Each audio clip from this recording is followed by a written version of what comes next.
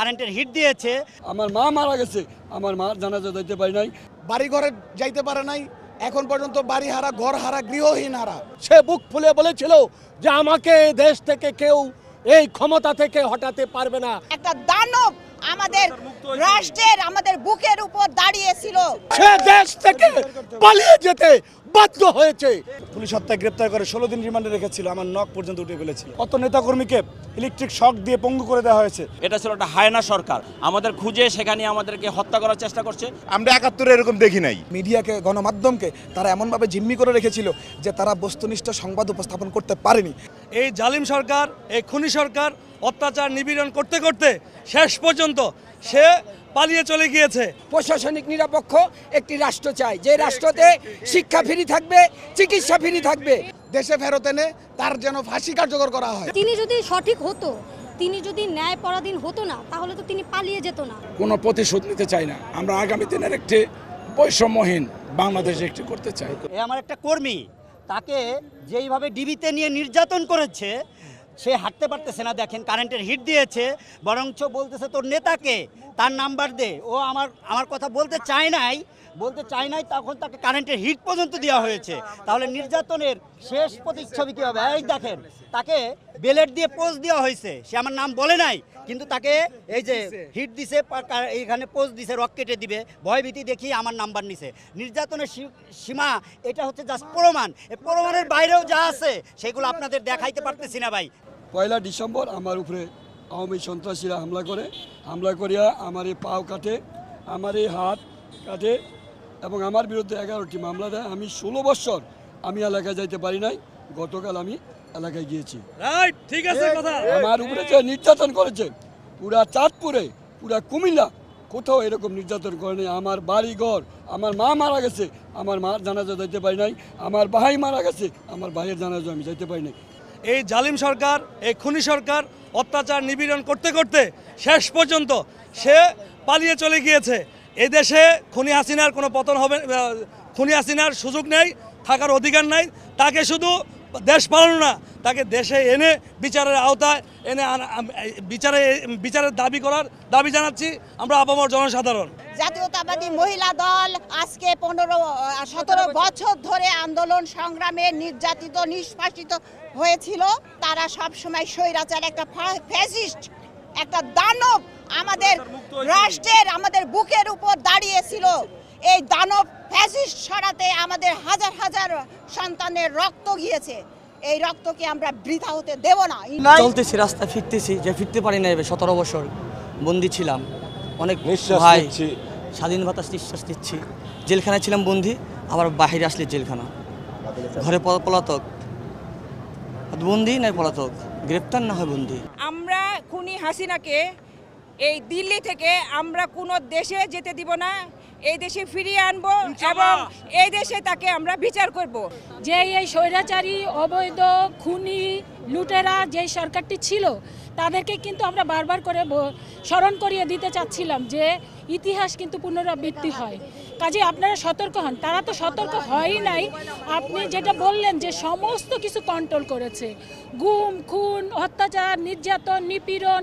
প্রশাসনিক নিরপেক্ষ একটি রাষ্ট্র চাই, যে রাষ্ট্রতে শিক্ষা ফ্রি থাকবে, চিকিৎসা ফ্রি থাকবে, গরিবের দিকে তাকাবে। আমি চাই সুন্দর একটা দেশ, হাজার হাজার লক্ষ লক্ষ ছাত্রের রক্তের বিনিময়ে যে স্বাধীনতা আমরা 2024-এ পেয়েছি, 71-এর স্বাধীনতা আমরা দেখিনি, 2024-এর স্বাধীনতা দেখেছি। এই রাষ্ট্রে যেন কোনো দুর্নীতি না থাকে, কোনো পক্ষপাতী সরকার থাকবে না, নিরপেক্ষ সরকার থাকবে, সবাই অধীনে রাষ্ট্র চলবে। এখানে নিরপেক্ষ প্রশাসন থাকবে, কোনো রকম দুর্নীতিবাজ এবং ঘুষখোর দুর্নীতির ঠাঁই এই দেশে হবে না। আমি জেলে যাওয়ার সময় আমার 10 দিন রিমান্ড ছিল। আমাকে হ্যান্ডকাপ পরায় ফ্যানের হোকের সাথে আমাকে ঝুলায়া আমাকে রিমান্ডের নামে যে বর্বরোচিত নির্যাতন করেছে। এই রকমভাবে প্রত্যেকটা নেতাকর্মী, আমাদের বিএনপির এবং অঙ্গ সংগঠনের প্রত্যেকটা নেতাকর্মীকে একইভাবে নির্যাতন, নিপীড়িত করেছে। হাজার হাজার নেতাকর্মী এখনো পঙ্গুত্ব বরণ করতেছে। হাজার হাজার নেতাকর্মী এখনো বাড়ি ঘরে যাইতে পারে নাই, এখন পর্যন্ত বাড়ি হারা, ঘর হারা, গৃহহীন হারা। আজকের এই স্বৈরশাসক স্বৈরাচার শেখ হাসিনার আমলে আমরা যে আবার এই বয়সে এসে এরকম একটি যুদ্ধ দেখে যাব, এটা আমি কোনো দিন কল্পনা করিনি। যে আজকের এই বাংলাদেশের মানুষ সে বুক ফুলে বলেছিল যে আমাকে এই দেশ থেকে কেউ এই ক্ষমতা থেকে হটাতে পারবে না, কিন্তু রব্বুল আলামিন তিনি একমাত্র যার ক্ষমতার উৎসে সে দেশ থেকে পালিয়ে যেতে বাধ্য হয়েছে। বক্তব্য রাখছেন আমাদের জাতীয় স্থায়ী কমিটির নেতৃবৃন্দ, দলের ভারপ্রাপ্ত চেয়ারম্যান, বিএনপির চেয়ারপারসন দেশনেত্রী বেগম খালেদা জিয়া, এবং একটি বার্তায় দিয়েছেন আমরা কোনো প্রতিহিংসা, কোনো প্রতিশোধ নিতে চাই না। আমরা আগামী দিনের একটি বৈষম্যহীন বাংলাদেশ একটি করতে চাই, এবং এটাই হচ্ছে আজকে আমাদের প্রতিপাদ্য এবং এটাই হচ্ছে আমাদের অঙ্গীকার। সকলের যে একটা কমন কথা হয়ে গেছে যে ৭১-এর স্বাধীনতা আমরা দেখিনি, এখানে যারা আছে সবাই নবপ্রজন্ম, ঠিক আছে, আমাদের অনুভূতি ঠিক সেরকমই, হয়তো তার থেকে বেশি। তাই ৭১-এ যারা ছিল তারাও বলতেছে যে আমরা ৭১-এ এরকম দেখি নাই, ঠিক আছে, আমাদেরও মিডিয়াকে, গণমাধ্যমকে তারা এমনভাবে জিম্মি করে রেখেছিল যে তারা বস্তুনিষ্ঠ সংবাদ উপস্থাপন করতে পারেনি, এবং তবুও বিভিন্ন আপনারা যারা আছেন বিভিন্ন মাধ্যমে সাধারণ মানুষ জানতে পেরেছে ফ্যাসিস্ট আওয়ামী সরকারের যে দুঃশাসন ছিল, এর কারণেই কিন্তু 2024-এ এক ছাত্র জনতার এক গণ আন্দোলনের মুখে কিন্তু এই বর্তমান স্বৈরশাসকের কিন্তু পতন হয়েছে এবং সে দেশেও থাকতে পারেনি। তো সেই ক্ষেত্রে আমরা জানেন যে ওরা আমাদের চলাফেরার স্বাধীনতা কেড়ে নিয়েছিল, কথা বলার স্বাধীনতা কেড়ে নিয়েছিল, সমাবেশের স্বাধীনতা কেড়ে নিয়েছিল। এত লেজুর ভিত্তিক, এত দাসত্ব, এত অনুদাস কৃতদাস হয়ে গেছিল যে সাম্প্রতিক সময়ের পুলিশ প্রশাসন সহ অন্যান্য কিছু বিপদগামী সদস্যরা, যেখানে আমাদের জাতীয়তাবাদী পরিবারের এই সর্বশেষ এই কোটা সংস্কার আন্দোলনে আমাদের 11,000 নেতাকর্মী গ্রেপ্তার হয়েছে। আমাকে পুলিশ হত্যায় গ্রেপ্তার করে 16 দিন রিমান্ডে রেখেছিল, আমার নখ পর্যন্ত উঠে ফেলেছিল।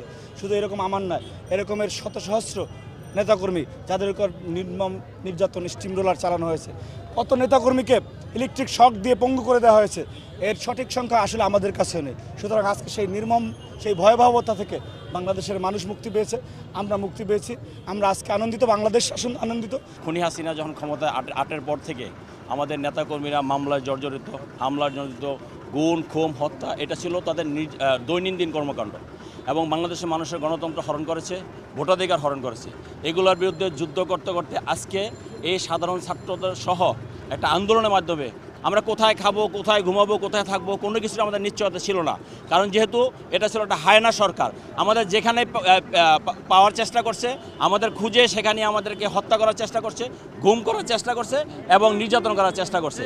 আমার ব্যক্তিগতভাবে আমার নামে 329টা মামলা, 2টা মামলা আমি সাজা খেটেছি। শুধু এটা এস এম জাহাঙ্গীর না, সারা বাংলাদেশে এটা হলো পরিস্থিতি।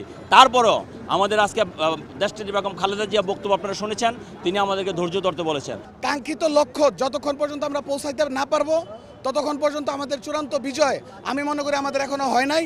আমার নেতা জনাব তারেক রহমানের নির্দেশ, কোনো নেতৃবৃন্দ, কোনো নেতাকর্মী কোনো ধরনের কোনো সহিংসতার সাথে কোনো ধরনের কোনোভাবে জড়িত থাকবে না, এবং চূড়ান্ত বিজয় পর্যন্ত আমরা রাজপথে থেকে আমাদের যে দাবি, আমাদের বিগত যে 15 বছরে আমরা যেই ধরনের আমাদের প্রত্যেকটা নেতাকর্মী যেইভাবে নিপীড়িত হয়েছে, যেইভাবে নির্যাতিত হয়েছে, আমরা সেই বিচার, আমরা ইনশাল্লাহ আমরা চূড়ান্ত বিজয়ের পরেই আমরা সেই বিচারের জন্য দেশবাসীর কাছে দাবি করব, এই স্বৈরাচার শেখ হাসিনার যেন দেশে ফেরত এনে তার যেন ফাঁসি কার্যকর করা হয়। কোথাও কোনো বিএনপির লোকেদের কোনো সমাবেশ, কোনো একত্রিত পর্যন্ত তারা হতে দেয়নি। তো তিনি যদি সঠিক হতো, তিনি যদি ন্যায় পরাধীন হতো না, তাহলে তো তিনি পালিয়ে যেত না। তিনি যেহেতু পালিয়ে গিয়েছে, তো এইভাবেই তিনি প্রমাণ করে দিয়েছে যে তিনি সেখানে রং ছিল। সে যদি রাইট থাকতো তাহলে কখনোই তিনি এইভাবে করতে পারতো না। আমরা কোথাও মাথা উঁচু করে কিছু বলতে পারতাম না, আমরা ভয়ে থাকতাম যে এখন আমরা এই কথাটা বলছি, পরবর্তীতে কিভাবে প্রেজেন্ট করা হবে, পরবর্তীতে আমাদের এইটার বিরুদ্ধে রুখে দাঁড়াতে আমাদের হ্রাস করা হবে, আমরা সেটার ভয় ভীতিতে থাকতাম। কিন্তু এখন আমাদের ভয়ের কোনো কারণ নেই, কারণ এখন আমরা পুরোপুরি স্বাধীন।